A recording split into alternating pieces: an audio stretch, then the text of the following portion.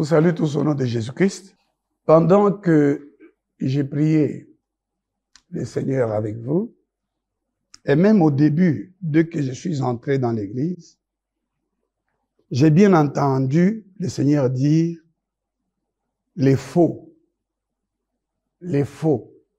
frères, les fausses sœurs, les faux prophètes, les faux apôtres, les faux pasteurs.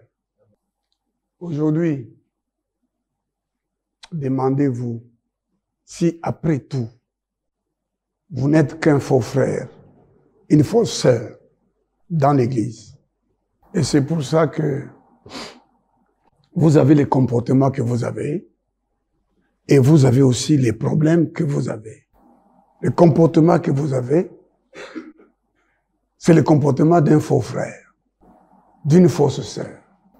L'apôtre Paul s'est beaucoup plaint des faux frères et des fausses sœurs.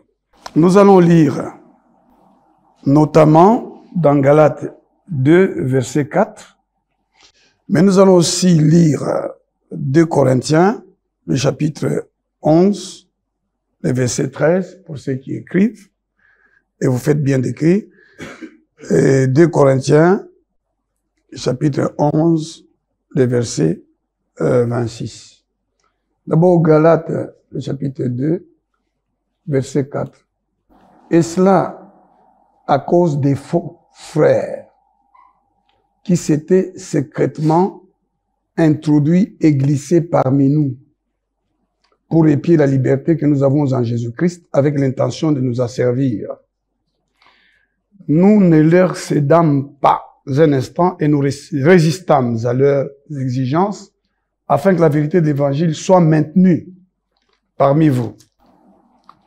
Et l'apôtre Paul, ici, dans 2 Corinthiens, au chapitre 11, le verset 26, il est en train d'expliquer qu'il n'est pas moins serviteur que les autres, il n'est pas moins ministre de Christ, parce qu'on les critiquait, on l'attaquait par des faux frères. Et il explique dans ce verset 26 qu'il a été fréquemment en voyage, qu'il a été en péril sur les fleuves, etc. Et il ajoute, j'ai été en péril parmi les faux frères. J'ai été en péril parmi les faux frères. Alléluia. Amen.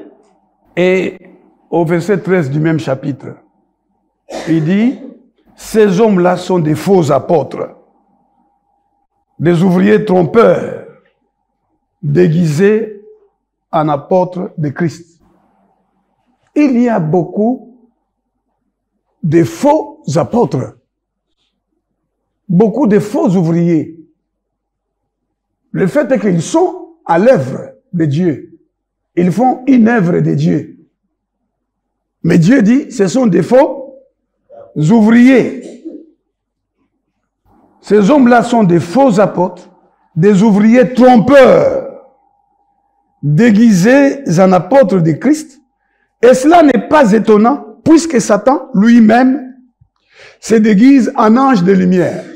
N'êtes-vous pas une fausse sœur, vous qui êtes ici? N'êtes-vous pas un faux frère? Qu'est-ce qu'un faux frère, une fausse sœur? La Bible donne des caractéristiques que vous pouvez reconnaître en vous. Vous pouvez, à la fin de ce que Dieu est en train de vous dire à vous et à moi, vous allez décider qui vous êtes. Vous allez vous-même vous dire, naza faux frère, to naza fausse sœur. Pe, oyebake, soza, ya lokuta. Oza faux frère, fausse sœur, okozoye le côté. La Bible dit, un faux cœur ne prospère point. En Chilouba, pour désigner les faux frères, on dit, kadibwa lubwa, bakwabo, bakajivuisha, bubana betu. Qui s'habille. C'est ça, non? Alati lamba, comme si c'est ton frère. Pour te détruire, hein? On peut te détruire avec la Bible. On te fait croire que c'est comme ça dans la Bible et tu le fais. Mais c'est pour te détruire. Quand vous lisez la Bible en quiconque, on dit Bantu Yankaka, les faux, Bagalatia.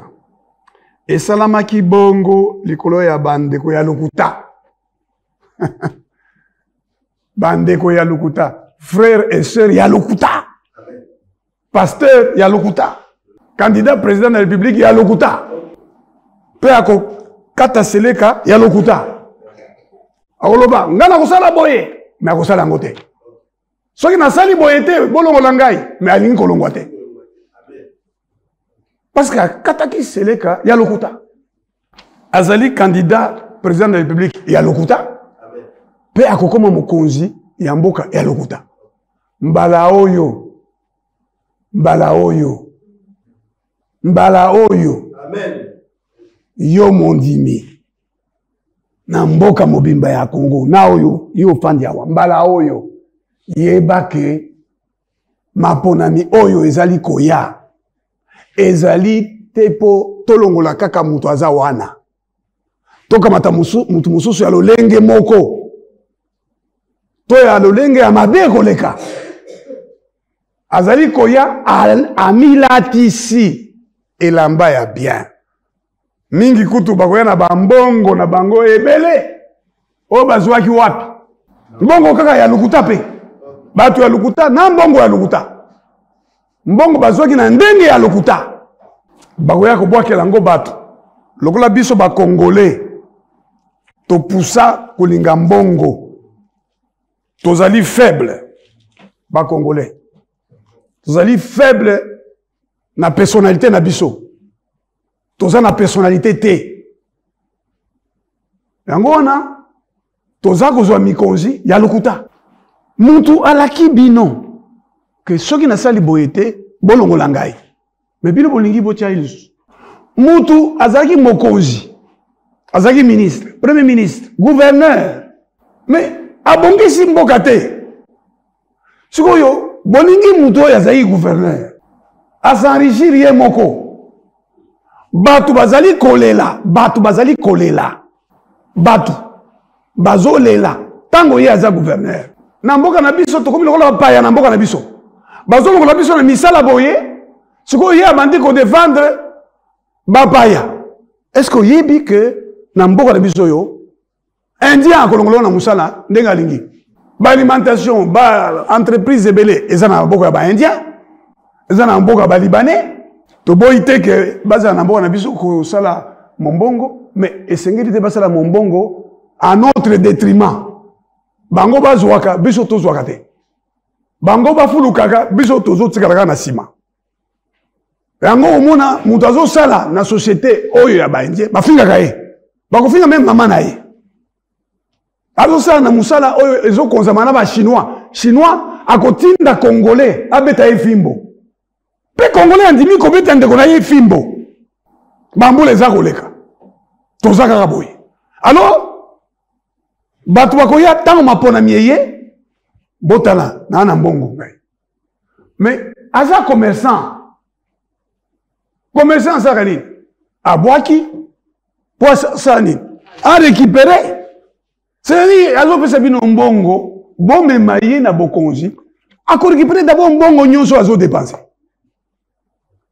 Et puis à maintenir autre lobby na lopoto na la terre statu quo à kotika makambo ka ndenge zalaki. Makambo za ndenge nini? Na mboka na biso. Makambo zali que banda baloba ke mboka na biso eza état indépendant du Congo. Na anglais balobi free Congo, Congo libre. Libre pour la banane. Pona ba konzi ya bamboko bakutanaki na Berlin na Allemagne. Oyo bakamati mboka na biso balobi mboka wana eza scandale géologique. Eza na bozwi ebele. Soki botiki bango bazwi bokonzi likolo ya biloko na bango nyonso. Babandi kosalela yango bokozwa mboka moko makasi. Mboka yango nzambe asala yango ezali motema ya Afrique. Weba yango. The heart of Africa. Le cœur de l'Afrique. France Vano que l'Afrique a la forme d'un revolver dont la gâchette se trouve au Zaïre. Alors, décidaki depuis conférence à Berlin, mokonzi mon côté à cause de la souveraineté na makoki à kokonza mboka. Ne batiaki Léopold II. Boza kona nanga? Batie Léopold II, balobi, bamboka nyonso oyo ekutanaki na Berlin, eza na liberté ya kokota. Babengi yango liberté de navigation. Freedom of navigation. Balobi yango na anglais pe na français. Acte général de Berlin, oyo ba congolais batanga te. Même na école bazo tangi sabiso yango te. Nga na tangi yango tango na komi na exil na Angleterre, na tangi yango na anglais. No power shall exercise sovereignty over the Congo. Aucun pouvoir n'aura la souveraineté sur le Congo. Ah bon? Tant que tu es comme indépendant, le monde a télémi, à l'obi, biso ba Congolais to kotonga mboka oyo. Boko mona ndenge noir, mutu mwindo. Soka za libre, ndenga ko sala makambo ya kokambo. Président américain lobby is a mad dog. Aza chien enragé. Babomaki. Aujourd'hui, tata mokonzi Mobutu. Moto na moto abongisa. Tokomi sikoyo mutu na mutu. Alukaka oyaye. Congolais alukaka oyaye. Congolais akipaka intérêt général te. Congolais alukaka te kete. Soki na bebisi awa, na ko bebisa pona batu nyonso. Non. Soka za na nzela. Azo kipe oyo ya ye. Soka moni ki il faut aller à droite. Ako kipe teke. Soka na liki na droite awa na ko bloquer nzela ya batu nyonso. Non non non, c'est pas son problème. Et ça exprime comme mabe. Et ça na congolais. Amen. Bon mon na nzela. Donc azo kende. Quand il est sur la route, azo kanisa intérêt général te. Azo lo bateke nzela oyo, eza nzela ya mutu nyonso. Pe pour ordre ezala, il faut na respecter mobeko. Mobeko ango eza nani? Roulage. Roulage yango bafutaka ye mbongo ya malunga te. Amiso melaka tenu. Alors, l'État a occupé te. Alors, a terminé pour nous en. Ah, mokonzi, papa, c'est ça non? Alors, il n'y a pas d'ordre. Mutu na mutu, abongisa we ye. Boza kona nangai. Amen. Mutu na mutu oluka, zela na ye. Nde makambo za wana, nde esprit oyo sengeli ko changer. C'est pourquoi mokonzi oyo asengeli azala wana ezali ngai. Amen. Mutu asengeli azala président de la République démocratique du Congo sikoyo eza ngai Théodore Ngoyi.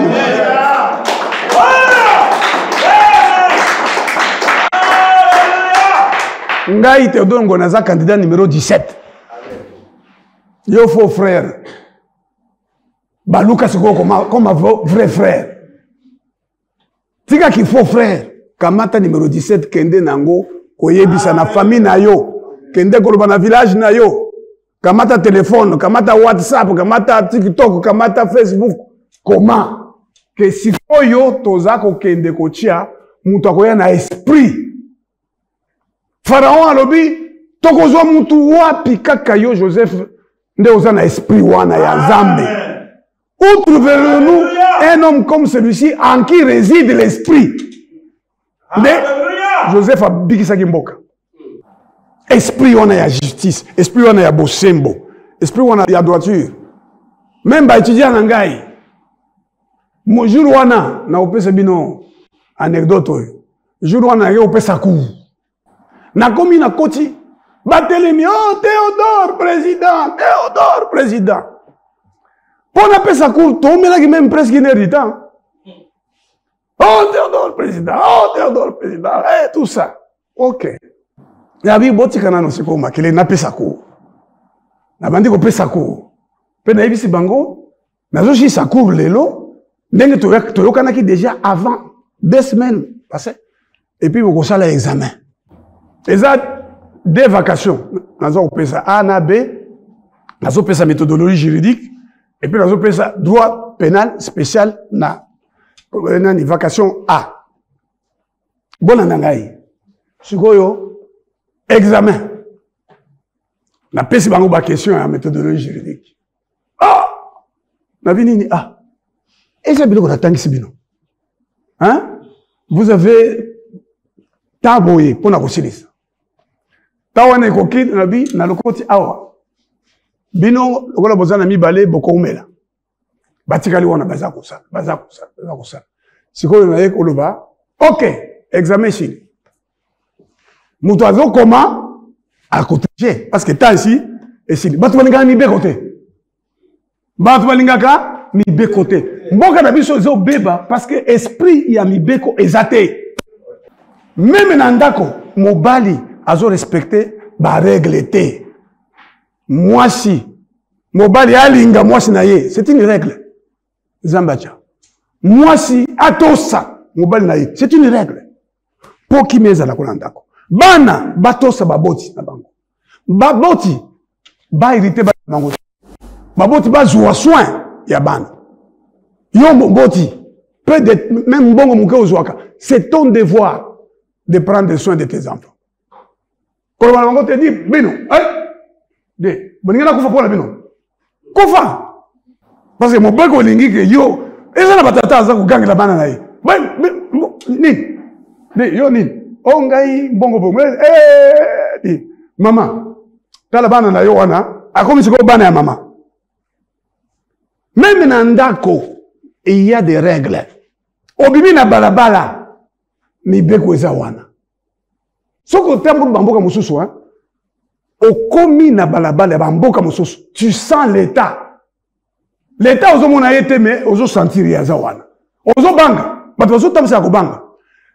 Signal rouge, feu rouge à telemi. Toazate. Ayebi ke caméra ko kangaye. Caméra ko kangaye ko zoyer. Ayebi eloko wana. Na mboka na biso mutu akotisa esprit wana. Azali boso na bino Théodore Ngoyi. Na yebi sino. Parce que nazako ya comme un vrai frère avec un vrai serment. Na yebi saka. Bakonzi oyo ba précédé ngai. Ezala oyo azolongwa sikoyo. Numéro 20. Azolongwa. Ezala oyo azaki avant. Oyo azolongwa wa, tokutanaki na yawa na église. To solo li pe tango comme mokonzi a recevoir ngai. Nga na yebisi ba condition na ngai pona sala. Po sa ko tuna ngai pona ni oni yo sala te. Est-ce que boyi ba congolais boni oyo mokonzi amboka banda kutuna ye, pourquoi tu ne veux pas travailler avec moi? Bazali? Baza kusala même bakisi po bakutana na mokonzi. Au pa bakisi na maboko boye. Tant on a pesa mokonzi mbote ano mengai. Mengai bazo bengisa ngai, Joseph Kabila bengisi ngai. Azolo banangai kaka boye. Aza wana vivant, azolo publiquement. Alobi na landi on a télévision, on est très intelligent. Naza na besoin na yo awa. Olingi te o konza. Gouvernement na ngai. Bok o mango na gabarone. Abandi ko yebisa ye, il est écrit. Et comment Bible lobby, Bible lobby, Bible lobby. Parce que pena yebisa ka ye mokolo moko. Pena yebisa ki batu na lobby. Excellence. Batu ebele oyo bazawa. Lelo na yo. Baza presque kofuka mela yo. Les mêmes personnes seront tes opposants demain. Il y a des gens dans ce pays ici. Oh, Kabila, c'est Tata. Hein? Kabila, yende Tata. Oh, Kabila, c'est mon père, il faut être fidèle. Oh, Azaï gouverneur na Katangawa. Oh, Azak papa na Gaza fidèle. Abalouki. Quelque temps après Abalouki, il a dit, oh non, Ezaki, il faut penalty. Mais il faut penalty, au moins qu'on bénéficie de l'angote. Tant qu'on bénéficie de l'angote, Ezaki, il faut te. C'est quoi, il y a un intérêt na yo comme il paye mususu ah et comme il faut ba congolais ndenge bazali yango nozo mona politicien lelo aza tshisekediste lobi azaki kabiliste Laurent kabiliste et puis a commis Joseph kabiliste puis a mobutiste ozo mona batu oyo bazaki na Kabila très proche cercle proche na ye ba comme lelo ko tia ba photo ya candidat mususu na sima na bango. Bakomi kolata elongi. Tango na koma président de la République awa. Bangoïste bakozala ebele. Amen. Babanda ko tonda na église awa place ko salate. Parce que lobi mais président de la République des pasteurs kuna. Amona ngata te tango zote ya wana amona ngai. Bamusu bakosala bakisi abi. Na sana eboye tango zote ya wana. Ngai na yebisa naloba que naningi boye ba que naza d'accord na eloko songolo te. Même président Asika, Atunangai, pourquoi est-ce que tu n'es pas resté avec mon père? Parce que maman m'a dit que toi tu étais vraiment mais ça, na c'est que ngai na tata na to kana kite na likambo songolo. Na c'est clairement. Parce que pour nangai ba règle justice cause la mutu ya solo, mutu ya vrai. Hein? On a dit ngai. Mutu ya vrai, mutu ya kakate, mutu ya vrai, mutu ya solo, mutu ya mbote, mutu mwimpe, mutu wa bien. Muntu mwimpe, muntu wa moyo mwimpe. Comme on dit en Chiluba, kuchinu kwa janjula weba. Weba ou ekale muntu wa moyo mwimpe. Weba c'est qui? Congolais. Ce n'est pas weba muluba ou bien weba moussouaï, non, non. Weba congolais. Est-ce que vous comprenez ça? Amen. Faut pas dire non, non, il est pas de mon village. Non, non, non. Demande-toi seulement est-ce qu'il est congolais des pères et des mères. Père, azamutu, azana balien naturel te, to balien artificiel na Rwanda. Kokende ko pona mutu azaka na balien na Rwanda te. Rwanda ezali ko agresser biso wana mboka na biso. Amen. Eza ko occuper biso, ezali procureur bazo sala bitumba par procuration na ba intérêt ya ma multinationale. Ya zo zoyaye ba multinationale bazo zoyaye. Yango wana Rwanda sala même usine ya transformation ya Colombium Tantalum o bebe na coltan wana. Donc ils ont battu ebele baza na balien na bamboka mususu soit parce que baza na misisa na bango kuna motolu na bango eza kuna soit babala kuna n'est-ce pas boza olanda ngai soit babala kuna baza na balien yango wana bakomanda ko défendre banguna na biso oyo président azolongwawa azoloba o président Kagame moninga na ngai ndeko na yo leo toza wapi mutu alobaki aza ndeko na ye lelo amemi biso wapi mboka na biso eza wapi plus occupé élection elingi esalema na ndambo ya mboka mususu eza te pona nini mutu oyo babengaki moninga bamemi ye meme awa na Kinshasa awa na Kinshasa na matanga ya ndeko na biso akenda premier ministre Etienne Tshisekedi bamemi na matanga pe babetele maboko tolingi lisusu bakonzi ya ndenge wana te pona mokonzi oyo motolu na ye eza awa kaka abala awa bolandi ngai amen mwasi na ye ya awa ya tata na mama ya awa oyoki ivwani japon ko sabuina ukatonga muntu aye shanji kokwa inanji vano ukaji kokwa aye ba keisha usakukusela byonso byoshele nabyo bya wenda nabyo koko usakwiba pa koloba teke bayebisa ki biso te naza koyebisa bino du haut de la chair bato baza koloba na bino awa na Kinshasa ke mosele ya Nzambe aza levite akokozala mokonzi ya mboka te bango nyonso bakoma na politique sikoyo basala ba parti politique parce que bazaki bape ya lokuta soki mosali ya Nzambe akomi mokonzi ya mboka makambo oyo Pharaon alobaki ekokokisama alobi où trouverions-nous un homme comme celui-ci en qui réside l'esprit nani mutu akokosala makambo ozoloba wana pona kobikisa mboka yo kaka est-ce que vous comprenez amen kozala faux te kosala ba faux serment te tozali na ba politicien bazosala faux serment ngai naye koloba na bino awa aza mutu wa Kabila so Kabila te na tiki politique hein est-ce que vous avez battu ba bongo asimi pe na motema lobi bande ko ngai c'est Kabila so ka longwe na bokonzi na tiki les mêmes personnes là oh ngai nazana kaka moko ndenge bazali mutu moko zoloba ngai naza vrai mobutiste attendez les mêmes individus là mokolo moko lobi ko sa nanga te naza vrai kabiliste mais papa osa qui vrai mobutiste c'est quoi ça vrai kabiliste donc en réalité osa qui faux hein mobutiste osa pe faux kabiliste osa faux politicien pe okosala makambo ya faux okozwa mbongo yo moko bazo tonga banda ko wate ba politicien bozo mona mango te dès que comme ministre akomi na mbongo azo zwango wapi allo na comprendre ce koyo. Pourquoi tant on a kotiawa, nzamba lobi nangai, faux. Parle de ça.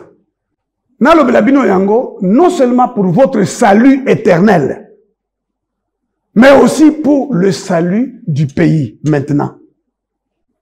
Le salut du pays passe par toi. Décision kokamata, soit on a la carte d'électeur. Parce que la carte d'électeur, il y a battu belé et c'est effacé. C'est effacé. C'est bon côté.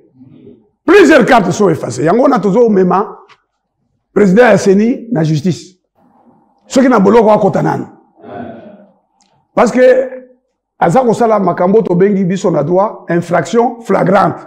Bangona Peter Kazadi, vice-premier ministre, ministre de l'Intérieur. Azali, avocat de Rolangai. Alobela Kingai.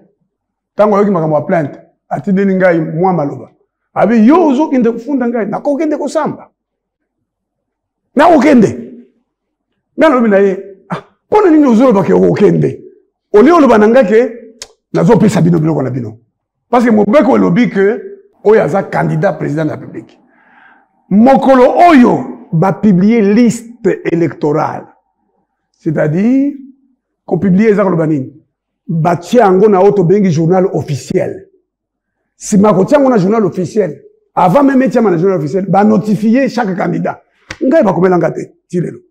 Ezaka na mokote ba komela. Il faut qu'on notifie. Monsieur Théodore Ngoy, nous vous informons que votre candidature a été effectivement retenue. Vous êtes désormais candidat président de la République. C'est un statut. C'est un statut.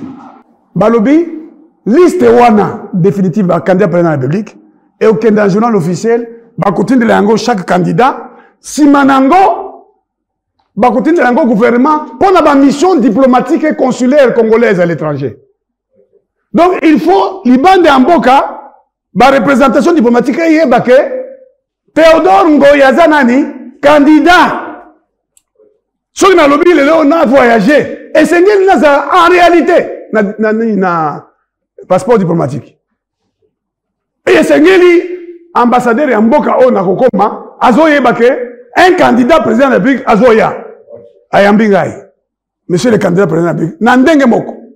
Et c'est les pouvoirs publics oyo notamment oyo Peter Kazadi azo konza. Hein? Et c'est épée sabiso 25 policiers. Bon mon policier a boya. Pas nangai. 25 policiers avec matériel roulant. Même si on est comment mité. Aucun de ça 25 policiers. Balobi ba 25 policiers wana bako batela yo à partir du moment où liste est comme publiée. Et puis bako batela yo tango la campagne. Ça veut dire que na voyager na bango. Ça veut dire que na tomber na bango. So na ina kende ko sala campagne na changu kuna. Bazana ngai. Bazo fungola nzela. Kwa candidat ye wana zakoya. Mokonzi oyo azobima. Yepe aza candidat. Yepe balobi protection égale. Protection égale. Donc ye moko na ba policier pe.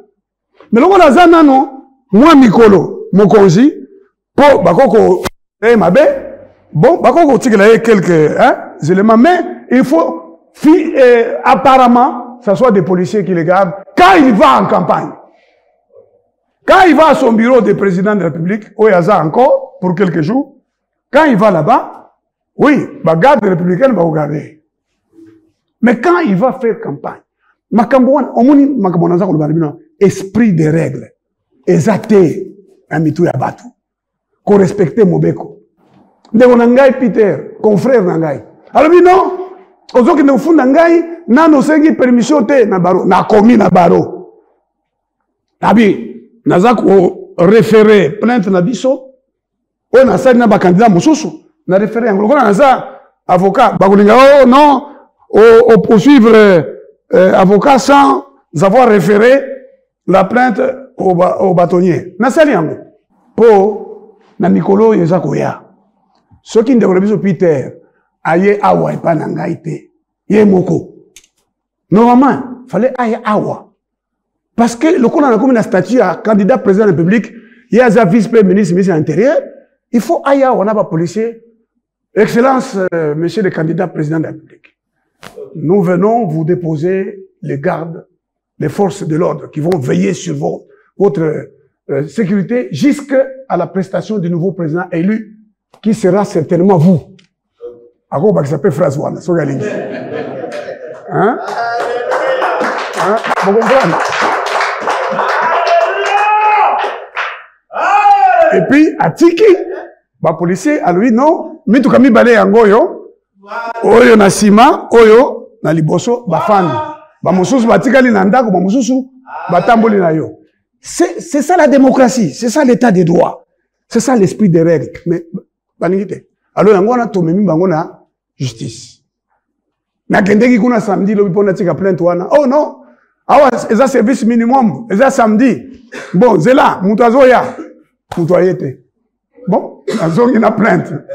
Owe mezate, hein? Owe mezate, pour na kotika ngona komba ba candidat nyonso, hein? Tosiyaki déclaration, mais plainte na okoti sango, même Nikolo ezo yawa, pour mezate. Mais, ndeko nangai, pona maponami oyo, ozali responsable, kozala faute. Pona lobiko, ya seko na seko, kozala faute. Vous comprenez? Peko pona muntu ya faute. Ba faux politicien, oyo ba konza mboka oyo. Ba komanda ba mbongo tozo ebate, ba komanda ngondenge nini. Bazalaka ba premier ministre, bazali ba président de la République, sortant, bazali ba gouverneur de province. Bamuzo bazaka ba ministre. Bazwa mbongo. Nde yango bazo bwaka. Oh, ko bengi sa foule, oh baza na mbongo. Bazo kanisa ke biso toza na mbongo te. Bongo pona biso te, boko pona biso. Amen. Nango tozo loba, bolanda. Mema sango oyo epa ya mutu nyonso. Loba na mutu keba na carte na yo d'électeur ko pona faux candidat. Akosala serment ya lokuta. Président sortant asalaki serment. Ce qui n'a pas sécurité, n'a échoué na mandat nanga. Mais papa, sécurité aussi cité. Mais tikate. Bon yibisaye, papa, mais sécurité, oko kite. Olobi kutu ke justice, tango yoza mokonzi, ezo bebi samboka. Mais papa, tika. Tikela Théodore Ngoyi. Amen. Bon yibisaye. Papa, okata ki sedeka ke. Soki d'abord na komi mokonzi, soki moponinga, na koya kofanda kuna esika bazobo mabino. Akenda kofanda kuna mkoni. Afanda te. Foncièrement. Ceux qui n'ont pas sécurité, alubi na ba policier. Policier. Ceux qui biso tozu bokonzi. Policier ko za na muntu kada ozo tambwisa. Ba policier bango wana makolo sapato ekenda ngambo moko. Tata na biso président de la République okozala sénateur à vie oyo toko protéger toko batela. Tikela biso pouvoir yebisa batu nyonso oyo bazali ko soutenir yo ke bo soutenir Théodore Ngoyi. Nde mutu akosala bolamu na mboko oyo. Oyo ngana kokite, oyo ngana kokite. Sikoyo boyibi makambo basali. Bazwi maloba mosusu na lobaki. Bongisi yango bakati yango. Bazo tambwisa yango ngai nazoloba. Maloba ya ndenge batu mosusu baza ba candidat me bana na bango baza ba député sika songolo. Natanga kikutu kombo ya mutu te. Me bango bakamati yango bazo lekisa yango sikoyo partout. Me batie na se wana voter numéro 20. Na kofunda bango. Na kofunda bango. Nazo funda bango. Ezali vraiment lokuta bazo relayer bazo buka code du numérique na biso. Pe bazo buka ba règle ya sesak. Na kokomela bato ya sesak. Comment ba komi ko tambwisa moi maloba na ngai na lobaki sikoyo bazo tambwisa ngo numéro 20. Donc candidat numéro 20 azo sala concurrence déloyale.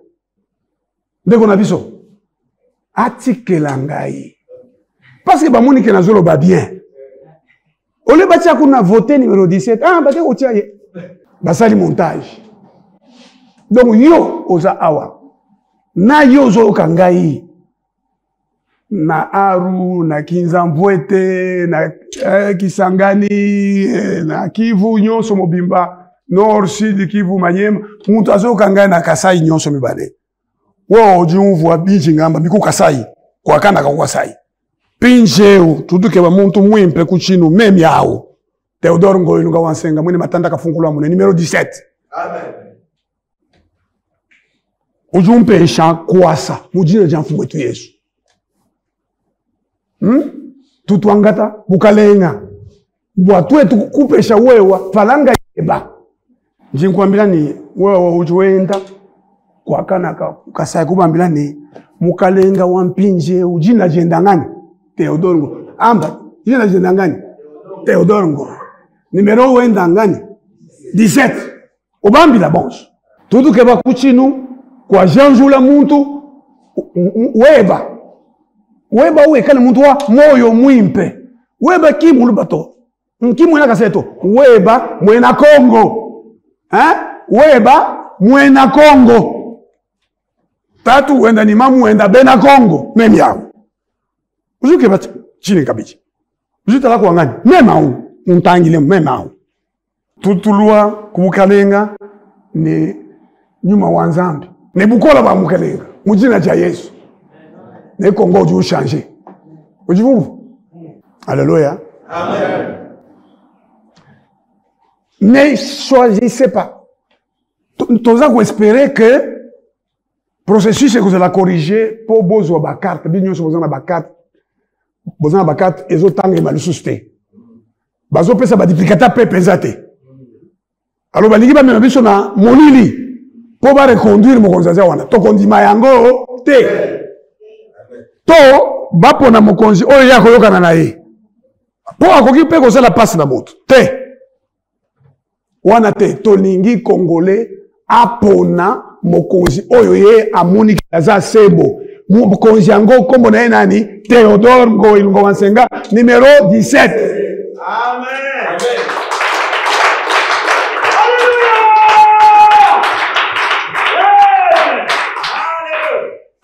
Ceux qui opposent faux moudou, ako comme faux président, abanda ugangela yo, abanda kukanga bino na boloko, tango boko revendiquer, oh salaire za muke, bako beta bino. Tango boko revendiquer, misale za te, bako beta bino. Tango boko revendiquer que toza na maite, bako mata mai ekomi cher. Bako mata courant, oyebi que tozo futa courant très cher, biso na Congo, eza normal te. Amen. Na ba pré-paiement wana, na kolongola ngo. Oui, nako pesa mutu na mutu accès na électricité. Ngai makana ko sala en plein d'état. Bongo ebele o bakena kango oye kena ba voyage na ba détournement to kolokota yango. To ko sala adduction d'eau, to ko sala misala oyo salemate. Courant ko kende pa nyonso. Ozala, oza soki na malemba nkulu, oza soki na kabeya ka mwanga, oza soki na burini, oza soki na kabare, oza soki wapi. Ndako eza nano oyo tobenga na epale biso sono pai eza nano ndenge wana parce que tokobungisa ngo progressivement makambo yo tokosala ngo mokolo moko te, n'est-ce pas? Mais oyo tokosala déjà avant oza na ndako wana mais ocheboy pa courant epeli oyebi ke Rwanda zozwa source ya courant na laki Kivu awa atie courant na ba village. Mais pourquoi nous on ne peut pas faire ça? Gaz méthane, eza ya biso. Na laki Kivu. Donc na lingi mutu aza wewe mwena kanda. Na lingi epa na bino, na bena kanda kuna. Bazo benga na telefone turuni lumière mwabeo. Uju kubikila, uju enza chini. Il se lave les mains. Anjilo on dit quoi? Oya bianza. Njingo oya bianza mumema, Theodore mutu pesa mai. Ça va arriver par la grâce de Dieu. Amen. Alléluia. Amen. Maintenant, écoutez, mes bien-aimés, ce que dit le Seigneur. Le Seigneur dit, le faux frère ou la fausse sœur, c'est une personne qui fait des faux témoignages contre son prochain. Exode 20, verset 16, pour ceux qui notent, Deutéronome 5, verset 20. C'est des gens qui répandent des faux bruits. Ils sont amis des méchants. Comment toi tu es un chrétien? Tu dis souvent des mensonges. sur les gens. Tu n'es pas un chrétien. Tu es un faux. Les faux chrétiens, la fausse sœur, elle fait des faux serments.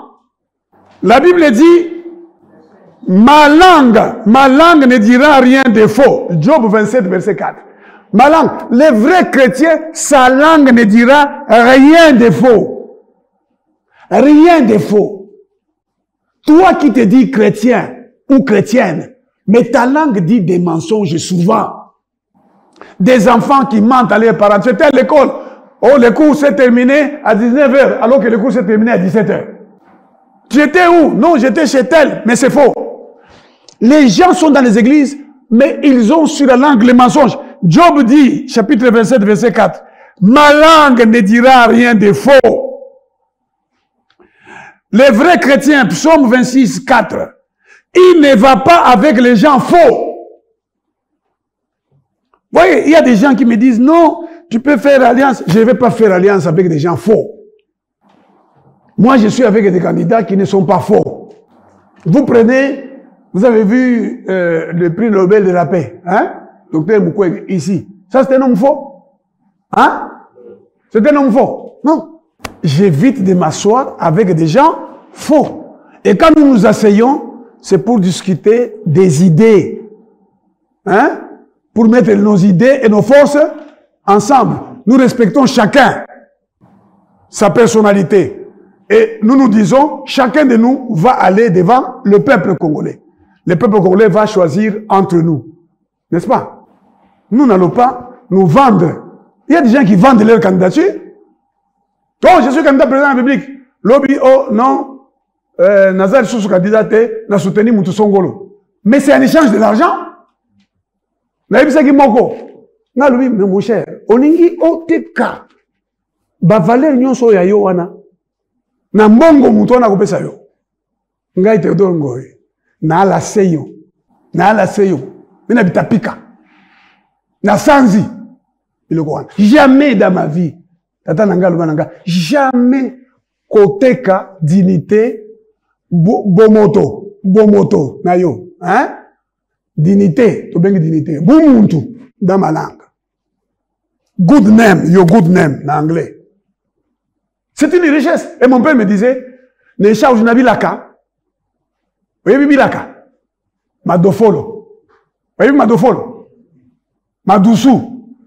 Nasimawana.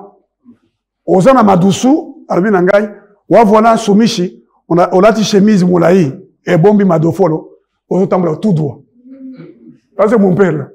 Oyebi que ozana madofolo, mais ce n'est pas grave. Na motema na yo madofolo ezate. Na bomoto na yo madofolo ezate. Alobi na madofolo ekosi la mokolo moko. Mais kokende koteka bomoto na yo te po aussi sa madofolo. Ba ko respecter yo te? Amen. Muta ko pesa yo, mais banda ko respecter yo te? Ngai ba respecter ngai, y compris na président ya Sikao. Na président kala ba yebi. J'ai été honnête, loyal vis-à-vis na bango, vis-à-vis de moi-même. Alors, Bible et lobby, les faux chrétiens, ils se promènent avec des gens dissimulés. Les gens dissimulés, bazar aboy. Bine bozo sur là, bozo yokana, mais y'a qu'on a bimia le bon, nga inde candidat unique commun. Ah, mais mon frère, toujours sonant, parce que les gens sont dissimulés. À utiliser ba média kuna, ba média awa. Langage faux. Ils disent des mensonges et ils excitent des querelles. Est-ce que tu es quelqu'un comme ça? Toutes les paroles du chrétien dans sa bouche sont justes et vraies. Mon frère, est-ce que toutes les paroles sont justes? Donc on a biso, azaki confrère, on a biso comme magistrat. N'a qu'on réformer magistrature. N'a qu'on changer ma belé. Mais est-ce que boyebi, kalamingite, donc on a besoin de boyebi comme magistrat. Nous bénissons le Seigneur pour ça. Amen. Mais à quoi malobi yo, nazo mape yo. Nazo mape yo. Oh chef, nazana. Oh en combien? Na kana 3 minutes. De, yo moninga mtapamba. Oh na keko débrouiller na bakisa 5 000. Non! 10 000. 10 000 mais bazuika et puis paye ça 10 000, na $100 les colons, dès que vous avez la caution. Dès que vous avez la caisse, c'est à l'État. Oh, 10 000, hein. Yaye. Le bikuna, il y a un étage. Bah, magistrat d'Abisso.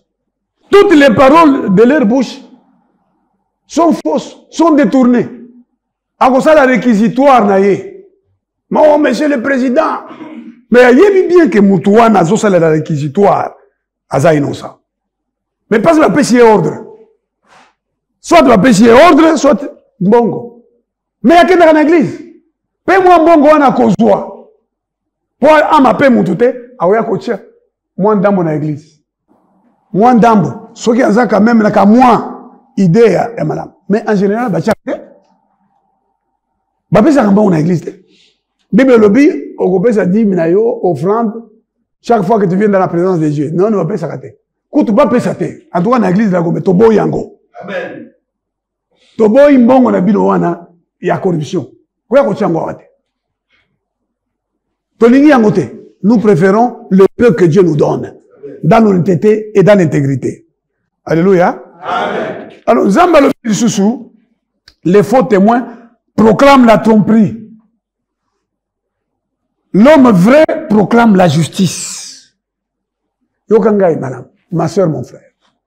Bible Zoloba, un faux cœur ne prospère point. Proverbe 17, verset 20. Tu ne resteras pas impuni quand tu deviens un homme faux. Au contraire, dans la fausseté.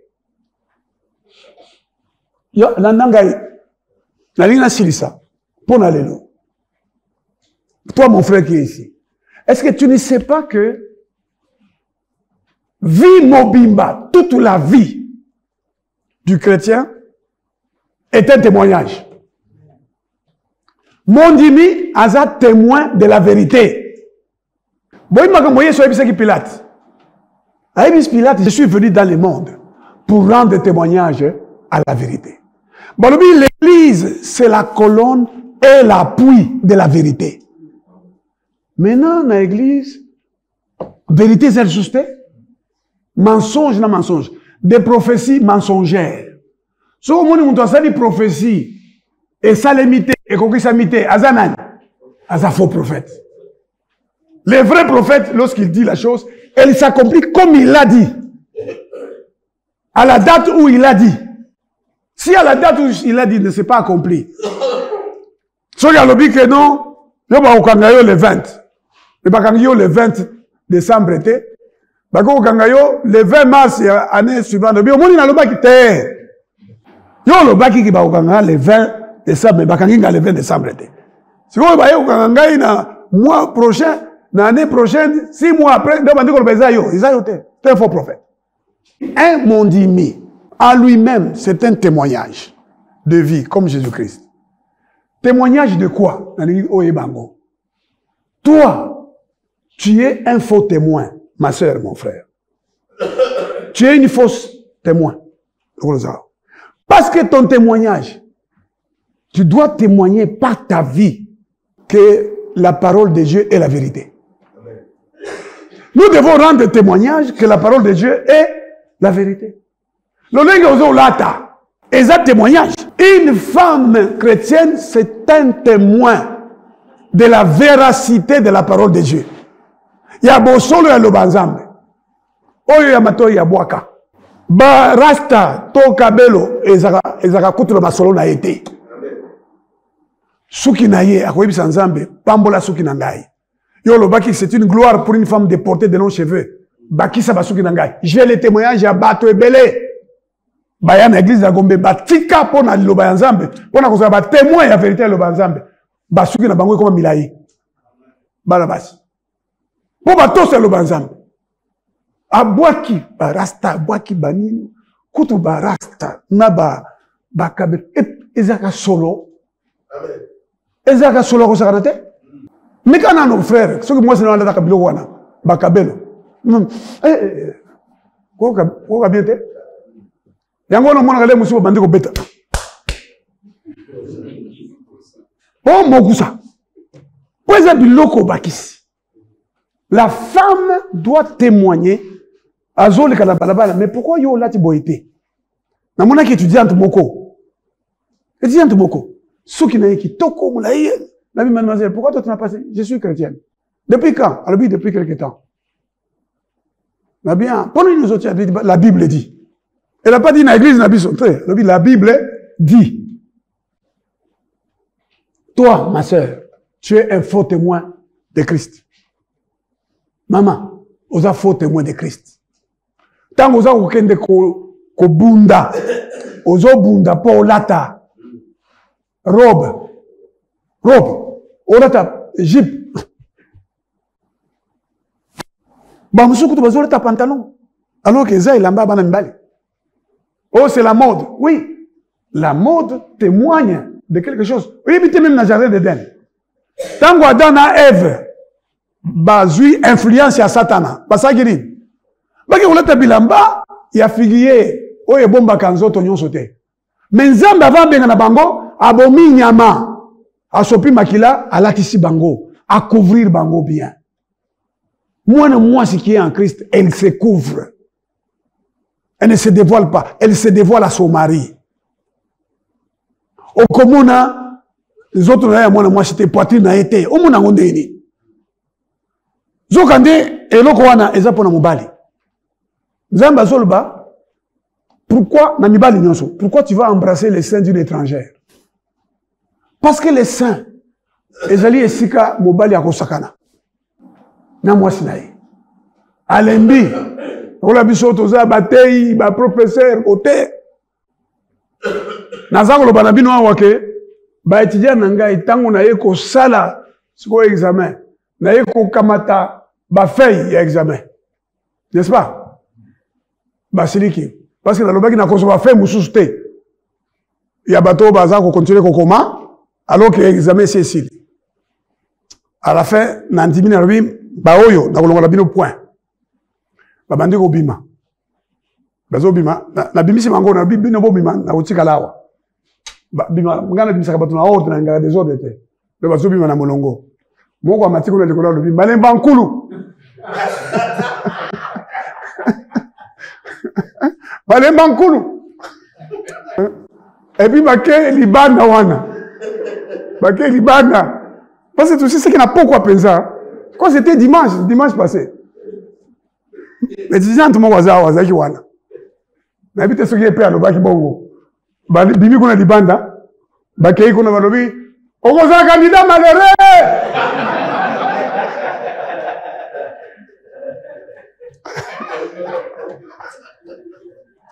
T'as voté, ote. Bato ba betela kingai maboko baza ko ba Théodore président tant ba moni na komi na makambo ya bosembo voiture abia mutabarozi ki to voter ote ba lobi bakei po ba yibike baza déjà libanda moni président na mona bangote. Les gens n'aiment pas la vérité. Les gens n'aiment pas la droiture. Les gens n'aiment pas la justice. Yo, zala témoin de la justice. Amen. Yo, zala témoin de la vérité. Même dans le lingue na yo akolata. Dans le lingue na yo akolia. Dans le lingue na yo même akotambola. Ozo témoigner à makambo malamu. Kombo na yango Yesu Masia. Amen. Le lingue na yo akoloba. Même ba ami na yo. Nengi yo, témoin de la vérité. Témoin de la justice. Ozana baninga ya lokuta. Baninga dissimulé, baninga violent, baninga bafinga rabatu, baninga bamenesa rabatu, nde baninga na yo. Omona mwana mwasi yo wana, aotambola. Même ko tambola, même ko façon ko tambola bana basi mosusu. Obanga ye, aotambola boy. Obi, maman, ni yango. Obenga nga? Olu ya pardon, na benga yo te na selere. Oyebi ndenge nini serviteur Abraham azwaki mwasi pona Isaac. Arabi nkolo bana ya bato baza koya kotoka mai awa. Tika mwana mwasi na kosenga mai akoloba boye. Rebeka abimi asengi mai alobi papa mela na kometisa pe ba chameau na yo, ba nyama na yo. Alobi mwasi ye oyo. Parce que c'est de l'abondance du cœur que la bouche parle. Toi, ma sœur, Na le leng na yo koya na église. Et ni yo na église. Ozola que ça faux témoin. Parce que balobi ba oyo ba vrai témoin. Ils étaient chaque jour assidus au temple. Ils venaient chercher Dieu. Mes frères et sœurs. Zambalobi, un faux cœur ne prospère pas. Ceux qui tokotika la ba faux frères, ba faux apôtres. L'apôtre Paul dans le livre à Philippiens a dit que ba musu bazo teya pona ko créer un problème. Mais il y en a qui prêchent Christ avec des sentiments purs. D'autres avec des motifs impurs. Donc il y a même des prédicateurs qui prêchent avec d'autres motifs. Des pasteurs qui prêchent avec d'autres motifs. Zambalobi boko prosperaka ata mokolo moko te. Prospérité otozoloba eza te ya kozwa mbongo ya kozwa boye. Eza d'abord ya kombo na yo ekomami kona na likolo. Amen. Pe molimo ya Nzambe zo rendre témoignage na molimo na yo que tu es enfant de Dieu. Amen. Ozana paix, quel que soit le problème. Amen. Tu es tranquille. Tu ne pleures pas parce que tu manques l'argent, tu ne pleures pas parce que tu manques ceci. Non, non. Tu pleures parce que tu sens que tu ne vis pas comme Dieu le veut. Alors Dieu non seulement va te donner la paix éternelle, il va te donner de vivre une longue vie, mais il va remplacer toutes les années où tu as manqué l'argent. Amen. Il va remplacer toutes les années où tu as souffert. Il va le faire, il va te donner ce que les gens obtiennent par des moyens frauduleux. Toi, tu vas avoir ça avec richesse, avec gloire. Amen. Parce que sa parole est la vérité. Et Dieu accomplira sa parole. Que Dieu bénisse sa parole.